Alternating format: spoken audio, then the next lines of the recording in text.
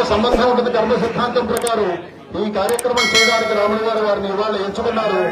అటువంటి రామతత్వం అందరినీ కలిపేటువంటిది రామతత్వం. మనకి ద్వేషం కాదు కావలసింది, ఐకమత్యం కావాలి. మనకి మానవతా ధర్మం మన దేశంలో ఉన్నటువంటిది.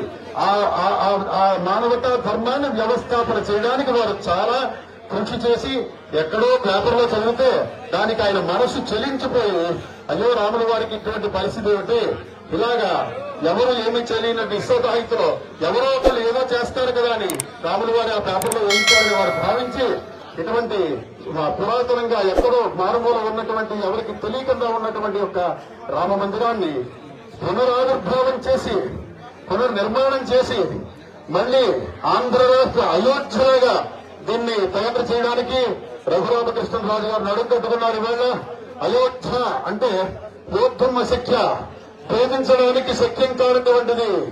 దీన్ని ఎవ్వరూ కూడా భేదించలేరు. రామానుగ్రహం పరిపూర్ణంగా కలిగింది. శుభముహూర్తానికి నిర్విఘ్నంగా కార్యక్రమం శంకుస్థాపన కార్యక్రమం జరిగింది. అనతి కాలంలో దేవాలయ నిర్మాణం బ్రహ్మాండంగా పూర్తి చేస్తారు రఘురామకృష్ణరాజు గారు. మళ్లీ ఆ దంపతులు ప్రతిష్టా కార్యక్రమాలు కూడా కూర్చుంటారు. అందరికీ కూడా ఈ ప్రాంతీయులందరికీ కూడా రామానుగ్రహం పరిపూర్ణంగా కలగాలని చెప్పి ఆశీర్వదిస్తాయి.